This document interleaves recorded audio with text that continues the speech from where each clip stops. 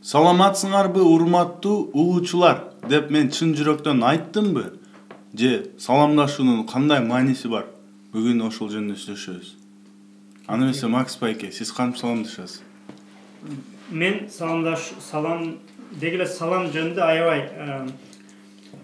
аябай жакшы нерселерге ниет кылганда, эмне дегенде саламдашуу бул аябай жакшы нерсе.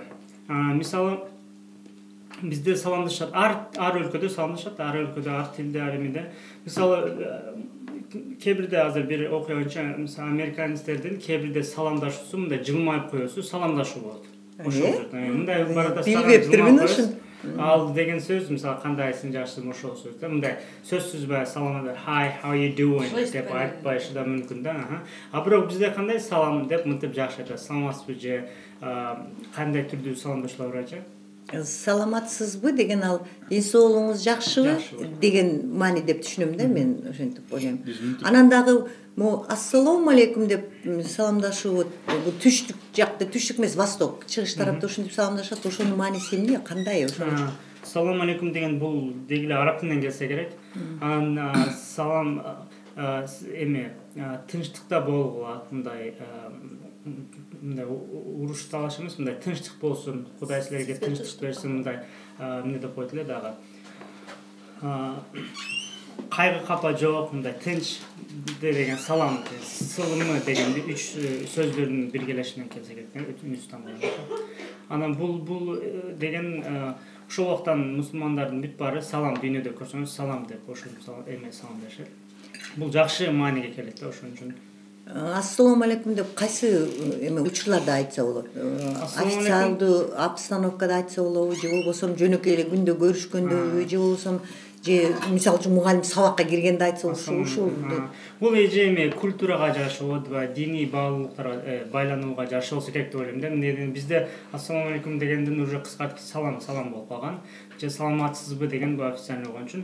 Мен оюмча бул салам дегендин бул бир түрү, аны кабыл кылгандар колдоно берет.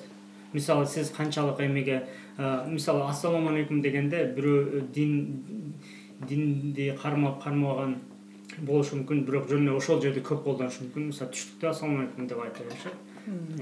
Анан аял киши ассалому алейкум десе болобу? Же болбосо эмне? Же болбосо ва алейкум ассалам деген эмне? Вот өкөнүдө шайкеш айтышат эмес, ассалому алейкум, мисалы ва алейкум ассалам дейт. Алейкум салам. Ал сизге да ошондой тынчтык болсун деп, ошону кайта. Ва деген жана деген сөз.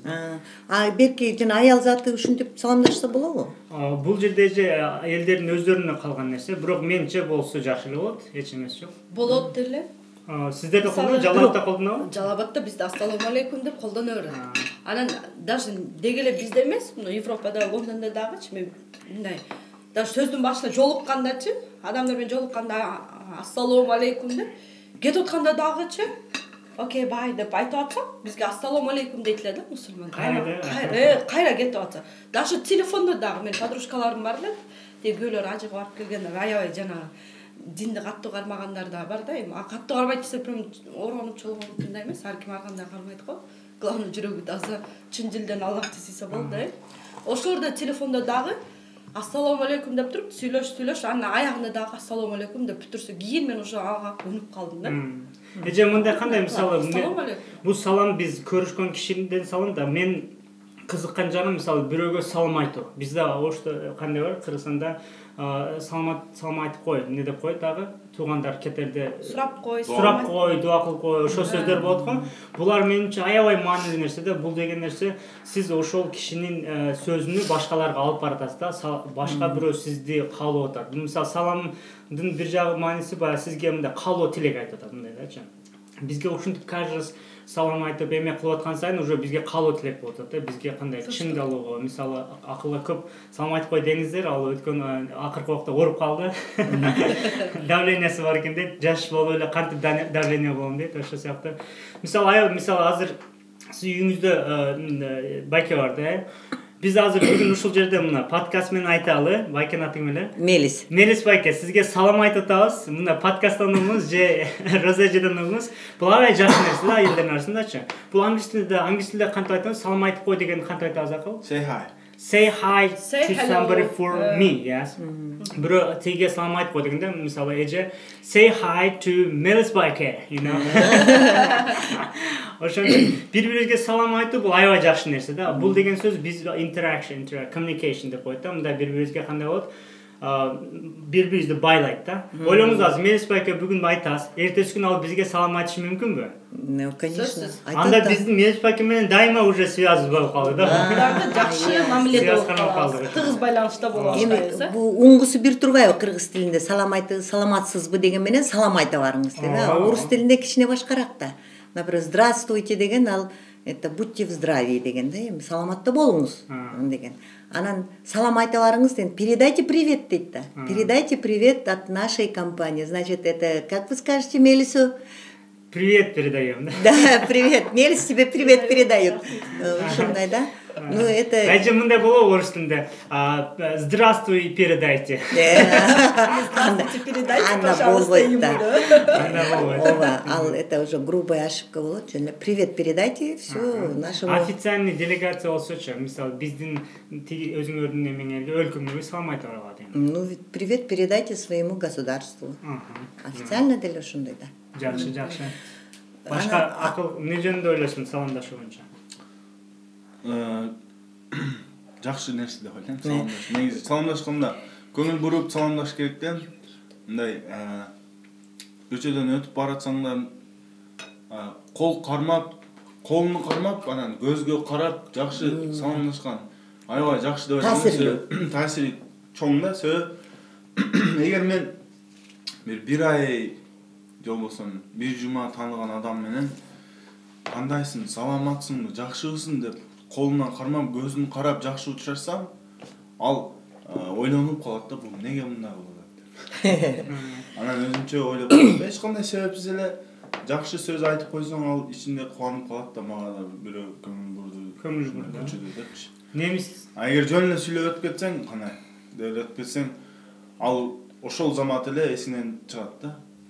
Унутуп каласың. Немистерде эми бар, мисалы саламдашканда акыл колун берсең, мында колун бергенде аябай катуу бекем кармаса, мен уважение көрсөтүп атам, уважение эме кылып атам дегенди билдирет да.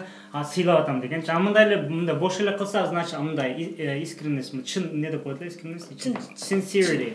Ичинен келгенди билбейт. Ошон үчүн чын дилден кылыш үчүн бирөөнүн колун кармап, мындай катуураак кармап, акыл айткандай көзүн карап. Бул деген сөз аябай мындай маани берген. Экинчи жагынан да бир баягы эме барлыгы, mountain mover. Ал айтат, бир киши айтат эме дейт. Мисалы, анын сөзү боюнча ал бизге мындай мотивация берет да, бир эмечи, бир подкаст бар, бизде алган. Анан айтат да, бирөө сага кандайсың деп сураса, ошол убакта абалың эмес, кандай болгуң келсе, ошону айтсаң жакшы болот дейт. Биз оказывается кыргыздар дайыма ошондой кылат экенбиз. Кандайсың десе, дайыма жакшы дейбиз да. Значит, биз жакшы болгубуз келет. Ошон үчүн жакшы дейбиз. Ошо. Ооруп атсаң деле, кандай состояниеде болсоң деле, биз жакшы дейбиз. Жакшы дейбиз. Биз жакшы болгубуз келет. Бул жакшы деп айтсаңыз, жакшы нерсени, позитивный нерсени чыгарган үчүн биз дагы жакшы болуп кеткенибиз тезирээк болот да. Ошон үчүн аябай жакшы кыргыздардын эмеси боюнча. Экинчи жагынан дагы бир эме бар. Американецтер мисалы саламатсыз же мынтип айтканда, кандай бүгүн эртең менен кандайсыз деп сурашат да. How are you doing this morning? Биз общий айтабыз, кандайсың? Общий состояние жаман болушу мүмкүн, мисалы, карыздыбыз болушу мүмкүн, жумушубуз жакшы эмес болушу мүмкүн, мындай кыйынчылыктар болушу мүмкүн, бирок эртең менен туруп настроением жакшы да. Общий жаман, бирок ушул эртең менен жакшы. Ошолор айтат эле, how are you doing Max this morning дейт да. How are you doing this morning? Бүгүн эртең менен кандайсың дейт эле. Аябай мага особый ошол күнгө, ошол убактыкы болгончо мага жагат эле да. Мааныңыз кандай? Кандай бүгүн эртең менен же кандайсыз деп. Жакшыбы, кандайсыз деп жөн саламатсызбы деп өтүп кетпей, эже бүгүн эртең менен кандайсыз? Ошол эртең менен кандайсыз деген, ушул моментте кандайсыз? Азыр тамак жеп атсаңыз кандайсыз? Ошон үчүн кандайды бөлүп ошол убакыт алып келсек. Аябай сомот да. Мындан кийин эртең менен, эже эртең менен кандайсыз бүгүн эртең менен деп ошону сүйлөсек, дагы особый болот деп ойлойм да. Эми бул ар бир тилде деле бар. Биз просто маани бербейбиз да. Мисалы үчүн орус тилинде деле эртең менен келип туруп здравствуйте деген ордуна доброе утро эже десең, кандай жагымдуу, кандай сүйкүмдүү, кандай это мээримдүү. Добрый день деген тоже өзүнчө бир башкача мааниге да. Добрый вечер. Анан бөтөнчө жана уктаганы кетип атканда спокойной ночи деген бул өзүнчө мен ойлойм да эң бир эменин назиктиктин, жумшактыктын, мээримдүүлүктүн бир чети деп ойлойм, белгиси деп ойлойм да. Же болбосо тамак ичип атканда деле приятного аппетита, тамагыңыздар таттуу болсун. Бул деле саламдашкандын ордуна кирип келген киши приятного аппетита деп койсо, это уже саламдашуунун бир түрү го деп ойлойм да. Эже акыркы дагы бир жөн технический суроо болушу мүмкүн да. Мисалы кечинде 12ден өтүп кетти, түнкү 12ден өттү, бирөөгө чалып атасыз же бирөөнү көрдүңүз. Кантип саламдашасыз орус тилинде? Доброй ночи. Доброй ночи. Бул жакшы бар деген мааниге келбейт, Жок. Доброй ночи деп Доброй ночи. А жакшы бар деген спокойной ночи, Спокойно. Жок, ал жерден спокойной ночи, ал уктаганы кетип атсаң спокойной ночи дейт. Эми доброй ночи деле деп айтыла берет. А бирок ночью түн ичинде звонок кылсаң доброй ночи деп саламдаша берсең эч кандай ката эмес. Англис тилинде биз мисалы good night деген сөз бар да, түнүңүз бейпил болсун деген сыяктуу. Эгер ошо 12ден өткөндөн кийин 12ге чейин good evening деп айтыша берет, мындай good evening официальный түрдөчү. Аны 12ден өткөндөн кийин радиолорду угуп эме кылсаңыз, мен мисалы Америкада жүргөндө 11ден өтүп, 12ден өтүп, 1 болду, радиого отурсам, диджей айтат да, good morning, ladies and gentlemen дейт да, мындай доброе утро деп, 12ден өткөндөн кийин доброе утро, good morning болду. Таңда кетет деппи? Ана биз түнкү мисалы саат 3тө ойгонуп кеттим десеңиз, I woke up this morning at 3 o'clock дейт да, мисалы эрте менен саат 3тө ойгонуп кетти. Бизде түн болот го.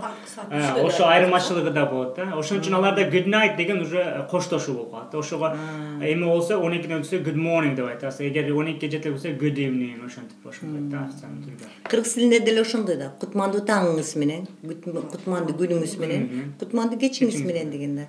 Анан түнүңүз бейпил болсун деп, бөтөнчө бул балдарга же болсо жана көрсөтө турган адамыңа айтасың, кутмандуу түнүңүз менен деп. Просто англис тилде мисалы үчүн кече түнү саат 2де деп биз кыргызча айтабыз. Англис тилде бүгүн эрте менен саат 2де дейт да. Отурганда 12ден өткөндөн таңга тийишелүү болуп калат экен. Good morning.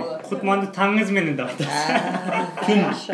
Вот ушуну мен такыр укпап. Бизде мисалы үчүн таң атканда гана неме болот. Мисалы даже саат 5те таң саат 5, то есть саат 2де күн чыгып кетсе мисалы үчүн ошону биз таң атты дейбиз да, мисалы үчүн. Даже несмотря алар именно убакытка карайт да. 12 күндүз 11де болсо дагы уже эрте менен да. Күндүз деп эрте менен дейт. Кызык, эң кызык.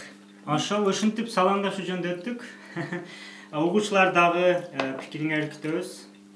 Суроолоруңарды жазгыла. Силер кантип ойлойсуңар саламдашууну? Бул биз сүйлөгөндө эмес. Биз өзүбүздүн ой пикирибизди айттык. Силердин ой пикириңерди биздин суроолорду ылдый дагы көргөн жериңизге комментарийлерге жазып коюңуздар. Негизи ар кандай пикир суроолорго жооп бере беребиз. Биз аябай күтөбүз. Жаш калгыла. Саламатта болуңуздар.